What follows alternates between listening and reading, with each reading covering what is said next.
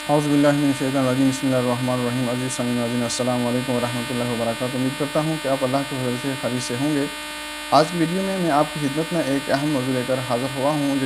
امید کرتا ہوں کہ آپ اس ویڈیو کو شروع سے لے کر آخر تک دیکھیں گے۔ عزیز سامعین، ہم اپنے کلام کا آغاز کرتے ہیں۔ عزیز سامعین، مسلمان حبشہ میں امن و سکون سے رہنے لگے تو یہ بات کفار مکہ کو ناگوار گزری۔ انہوں نے مہاجرین کو واپس لانے کے لیے 2 افراد پر مشتمل سفارتی وفد بھیجا، اور ان 2 افراد میں عبداللہ بن ربیعہ کا نام آتا ہے، عمرو بن العاص کا نام آتا ہے۔ اور یہ سفارتی وفد جو ہے طائف اور تحفے لے کر نجاشی بادشاہ کی خدمت میں حاضر ہوا۔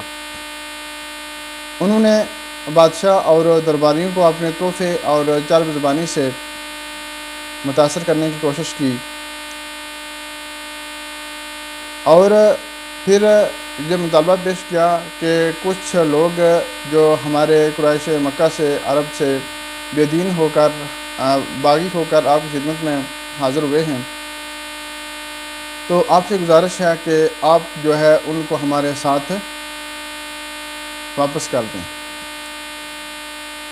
تو نجاشی بادشاہ چونکہ وہ عقل مند تھا اور انصاف پسند تھا، اس نے ان سے کہا ٹھیک ہے، ہم جو آپ کے لوگ ہیں آپ کے حوالے کر دیں گے، لیکن اس سے پہلے جو لوگ ہمارے پاس آئے ہیں ان کا موقف بھی ہم جان لیتے ہیں۔ تو کیا کس وجہ سے وہ بھاگ گئے ہیں وہ اپنی وجہ بیان کریں گے، اس کے بعد پھر اگر ممکن ہوا تو آپ کے حوالے کر دیا جائے گا۔ تو بادشاہ نے صحابہ کرام رضی اللہ تعالیٰ عنہ کو دربار میں بلایا، جس میں حضرت جعفر طیار رضی اللہ تعالیٰ عنہ جو حضرت علی رضی اللہ تعالیٰ عنہ کے بھائی تھے۔ انہوں نے مسلمانوں کی نمائندگی کرتے ہوئے جو تقریر کی نجاشی بادشاہ کے دربار میں، وہ اسلام کی بہترین تصویر کشی کرتی ہے۔ آج وہ تقریر جو ہے آپ اس ویڈیو میں سماعت فرمائیں گے۔ حضرت جعفر طیار رضی اللہ تعالیٰ عنہ نے مسلمانوں کی نمائندگی کرتے ہوئے کہا کہ اے بادشاہ، ہم لوگ جاہل قوم تھے اور بتوں کو پوجتے تھے اور مردار کھاتے تھے اور بدکاریاں کرتے تھے، ہمسایوں کو تنگ کرتے تھے، بھائی پر ظلم کرتا تھا، اور لوگ کمزور جو طاقتور لوگ تھے وہ کمزور لوگوں کو کھا جاتے تھے۔ یہ وہ تمام برائیاں ہم میں موجود تھیں۔ اسی اثناء میں ہم میں ایک شخص پیدا ہوا جس کی شرافت، جس کی صداقت اور جس کی دیانت سے ہم لوگ پہلے سے ہی واقف تھے۔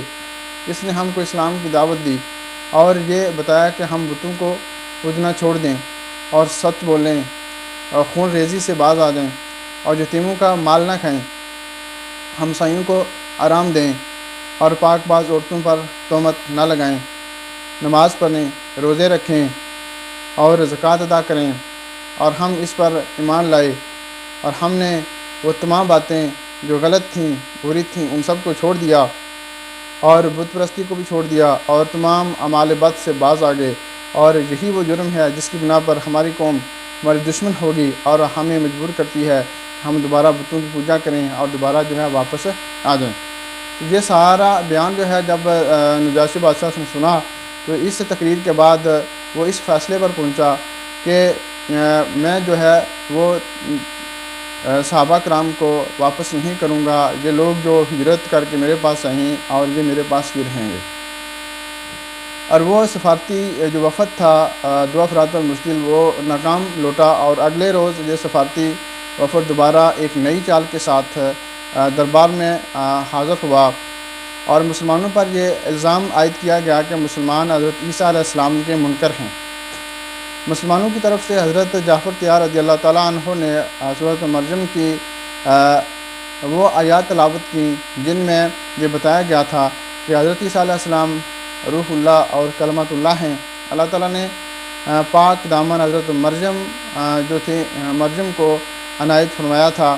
اسی جواب سے نجاشی بادشاہ نہ صرف مطمئن ہوا بلکہ اس نے ایک تنکا اٹھا کر زمین سے کہا کہ باخدا، تم نے جو کچھ حضرت عیسیٰ علیہ السلام کے بارے میں کہا ہے وہ تنکے کے برابر بھی اس سے زیادہ نہیں ہے، یعنی کہ جو باتیں تم نے حضرت عیسیٰ علیہ السلام کے بارے میں بیان کی ہیں وہ برحق ہیں، اس میں ذرا برابر بھی کوئی کمی کوتاہی یا گنجائش نہیں ہے، اور تم اپنے موقف پر، اپنی بات پر بالکل ٹھیک ہو۔ اور پھر اس چال سے بھی وہ ناکام لوٹے، اور یہ جو فیصلہ کرنے کے بعد جو نجاشی بادشاہ کے دربار میں خصی عالم تھے اور جو راہب تھے اس کے مذہب کے بڑے عالم تھے، وہ بھی برہم ہوئے، غصہ ہوئے، لیکن اس نے کسی کی پرواہ نہیں کی اور قریش کی اس سفارت کو ناکام بنا دیا۔ اللہ تبارک و تعالیٰ کی ذات سے دعا ہے کہ اللہ تبارک و تعالیٰ کی ذات ہمیں دین مصطفیٰ صلی اللہ علیہ وسلم کے ساتھ کامل وابستگی عطا فرمائے اور سیرت رسول صلی اللہ علیہ وسلم کو سمجھ کر اس پر عمل پیرا ہو کر عملی زندگی بسر کرنے کی توفیق عطا فرمائے، ہر طرح کی زمینی و آسمانی افات بلیات سے ہم کو نجات عطا فرمائے، ہر طرح کے شر اور منافقین کی منافقانہ چالوں سے بھی ہم کو محفوظ فرمائے۔ وما علینا الا البلاغ المبین۔ السلام علیکم ورحمۃ اللہ وبرکاتہ۔